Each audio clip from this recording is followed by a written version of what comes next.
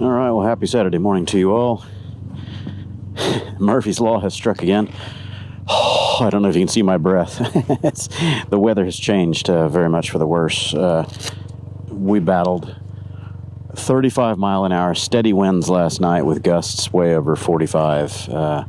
We were all camped up right here. I had to abandon my hammock that was hanging here because the winds were just too much. I didn't have enough insulation, so I set up my tent over there, and I was pretty comfortable in my tent with the stuff that I had, but just wet, windy, generally miserable.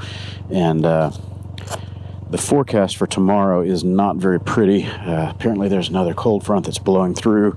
It's going to get down into the 20s, and we don't want any part of that. So we have all packed up and headed out.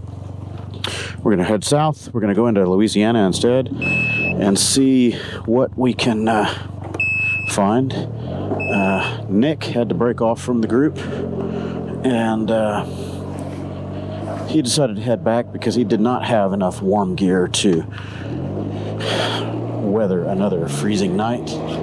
So he decided he was just going to hightail it back to Oklahoma and take care of some other issues that he had going on there for school. So it's just Adrian and Neil and I, and we're going to head down toward Louisiana somewhere. We're not sure where we're going to stop. Maybe toward Marshall, Texas, somewhere, kind of the corner of Louisiana, Texas, and see if there's another decent camping spot. Just hang out for the night and see what tomorrow brings. We're just trying to get far enough south that we're out of this cold front.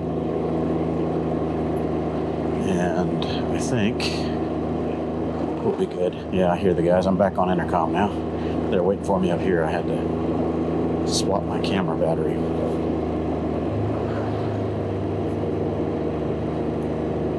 I didn't start my group audio recording because we're not really going to be doing a lot of talking. All you guys are going to hear is teeth chattering because it's cold.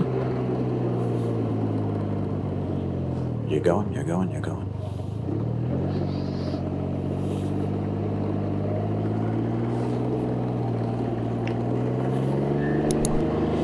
So I'm going to circle around and head up the tail of the group here and do a blocker for these guys because they're going to be struggling on some of the hills, and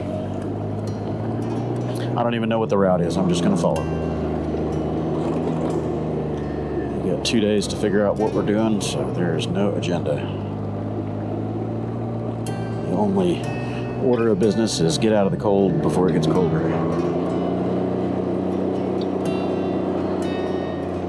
So we're going to head down 88 here, whatever this is. It's still part of the Talamina Scenic Drive on down the mountain. So Adrian had a casualty last night on his Super Cub. The winds were so strong when we stopped up top of the mountain at the resort to have dinner. The windscreen was enough of a sail that it pulled the bike forward and off of the side stand and fell over into Joe's bike and shattered his brand new Buick windscreen. So he had to tear that thing off of there this morning, and now he's riding without a windscreen again, so he doesn't have anything to protect him from the cold and the wet. I didn't take a picture of your windscreen, Adrian. I forgot. Did you get one? Okay, good.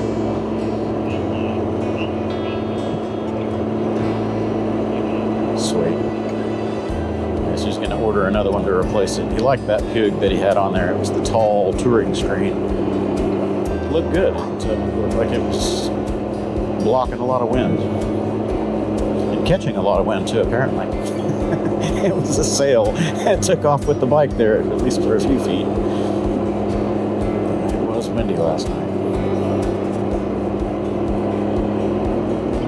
Yeah, the temp isn't too bad right now. I think once we get down out of the mountain, it'll be a little warmer. At least we won't have all this fog and mist hanging in the air.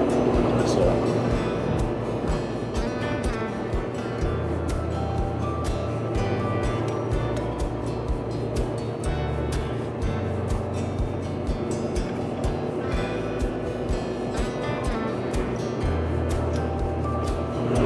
So wet and cold is bad. Wet and cold and windy is double bad, triple bad.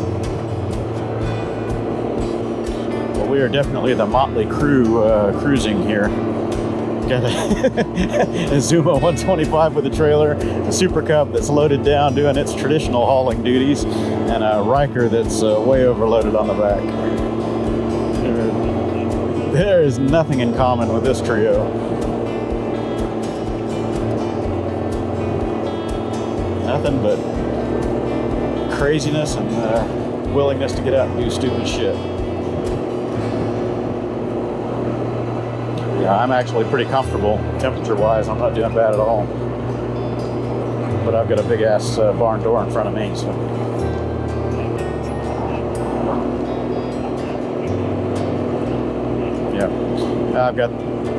Yeah, I've got these hand guards with the deflectors on here, and my fingers aren't cold even in the slightest. My knees might get cold after a while. They're the only things that are really out in the wind right now.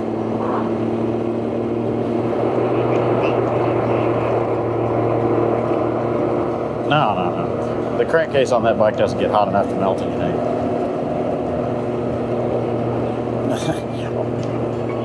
Yeah. What I was doing a couple times riding home from my trips on the bike late at night when it was getting cold is I was just hugging the crankcase with my boots, and my boots were warming up nicely.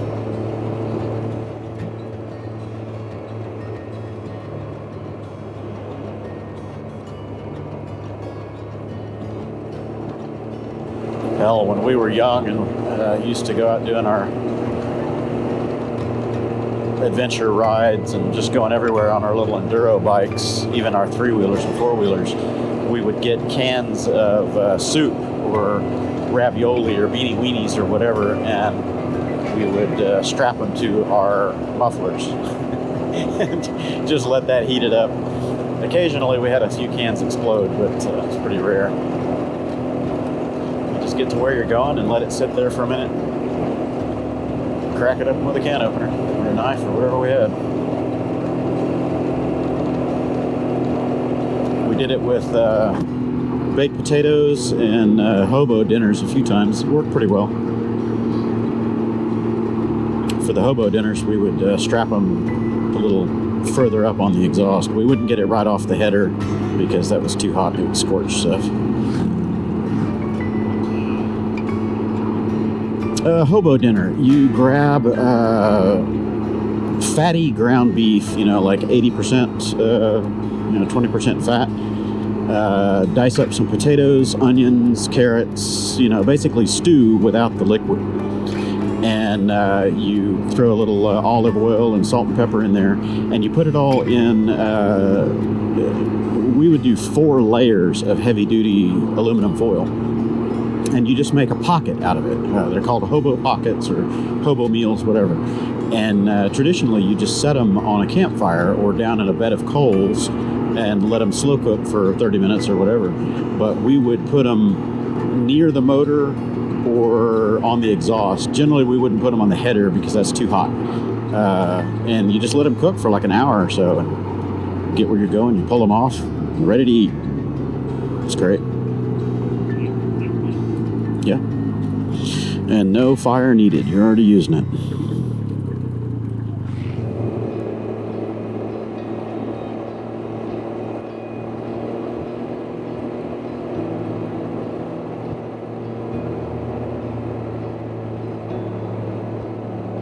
A lot of cars out here this time. The last couple times we've been through here, there were no cars. Very, very few anyway.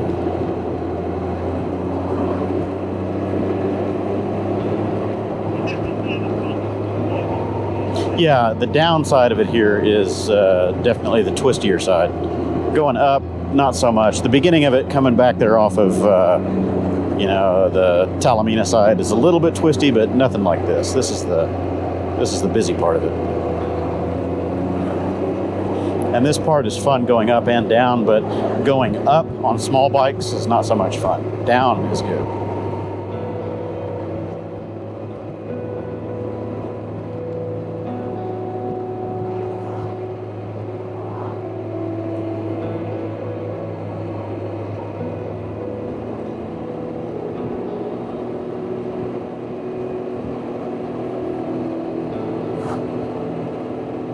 had matching suits.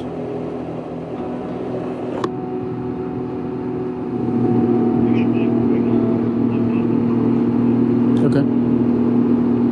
Yeah, I don't have any idea where we're going. I'm just following you guys.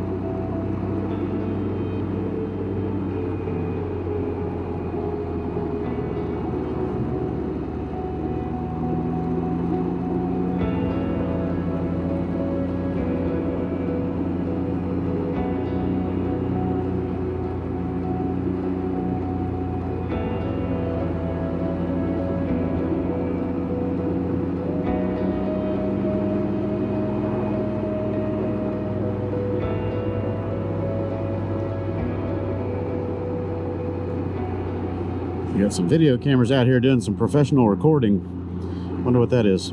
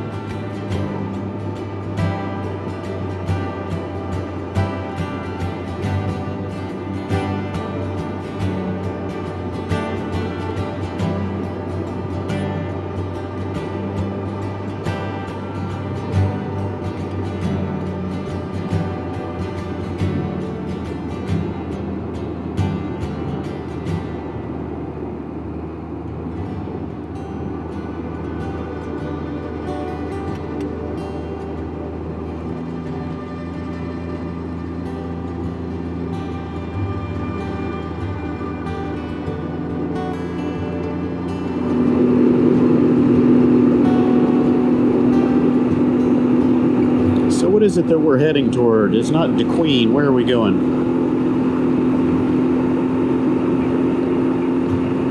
Okay. I got you. So, toward Texarkana, but I don't know what these... I don't know that I've been through this particular stretch of highway.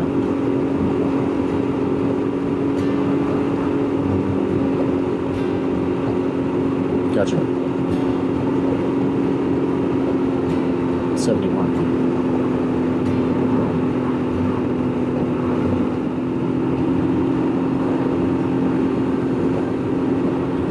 Cows.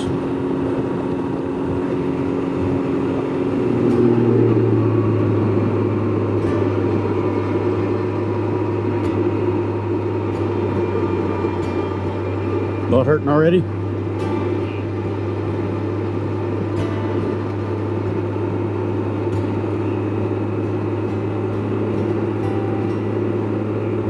Okay, well, ready to roll. Get moving because I'm getting 54 or something. Getting hot sitting in all this gear, I'll tell you that. I'm already sweating. We need to get rolling. Good, huh? Yeah, right. I don't know. Yeah, and then I'll let you set the pace so I don't leave you.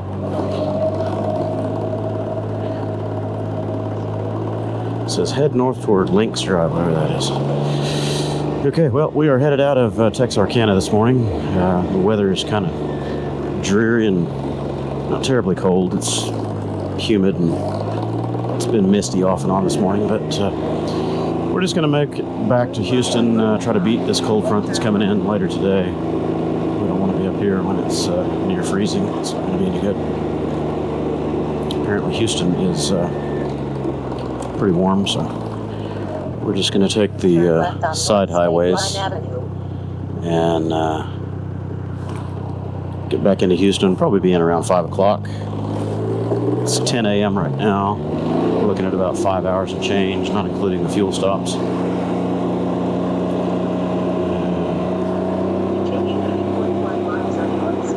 Frontage road, I don't know, maybe I missed it. Nope, coming up.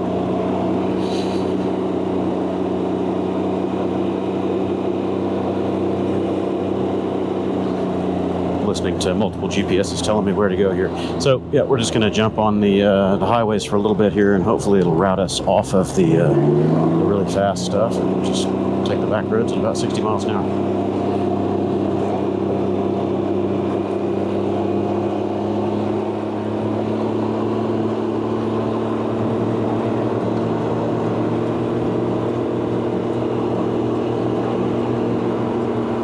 So where we were staying back there at that OYO Hotel, I would recommend avoiding that place. Like the Black Plague was not good at all. But what was interesting is the side of the road that we were on was Arkansas.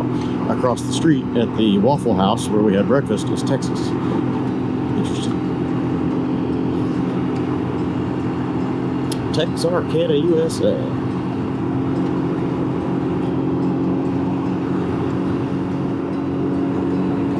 Okay, Adrian, I've got 2.5 miles and we exit 69 south, 59 south.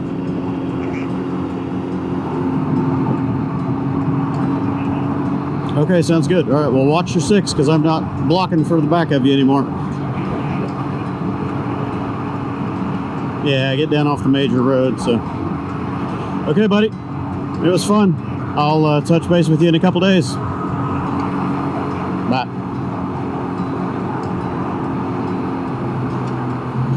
All right, well, I'm coming back into the north end of Houston now. Adrian just split off. He's continuing on down 59, and I'm going around 99 here to get out to Katy and avoid all the extra traffic. So, that was a good ride. We had fun. Met up with Neil and met a new guy, Joe, and unfortunately, the weather went sideways on us and kind of killed our ride for the Ozarks. there were a lot of motorcycles out. It was a couple of big rallies going on out there. A CMA rally was this weekend and some other stuff. So there were a lot of bikes, and I think everyone was a little disappointed in the weather, but what can you do? So I've been getting pretty phenomenal fuel mileage on this bike. It's reading 36, 37 for the economy, which is actually a couple high. It's like 34, 35, traveling at 60 miles an hour, so it's doing pretty well. Now I'm gonna crush some miles on 99 here at 75, 80 with the rest of the crazy cagers and get home. I'll probably be home in about 30 minutes. All right, so we've arrived back in my neighborhood. The ride was good. Long, boring on the way home. No real scenic anything. We just crushed miles on the super slab. I was running blocker behind Adrian to keep him from getting punted off the highway by all the crazy cagers. And we were running 55, 60 most of the way home.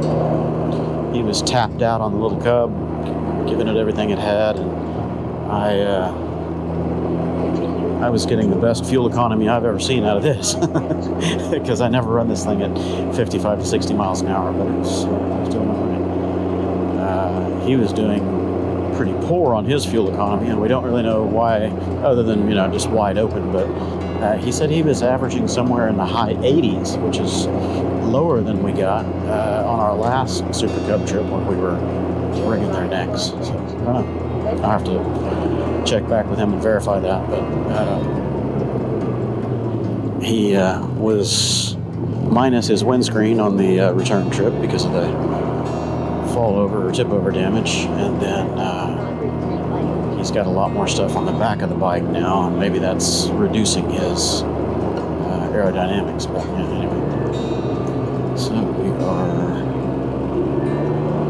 back home here and dealing with crazy cagers even in the neighborhoods. Well, all right, well, another ride done. It wasn't as much fun as we had hoped, but take what we can get, and we'll look forward to the next one, see if it turns out any better. And there's Grace waiting for me. What you doing? What you doing? You gonna howl for me? Howl, howl. Come on. Come on. Come on. Good girl. All right, I'll catch y'all later. Thanks for tagging along.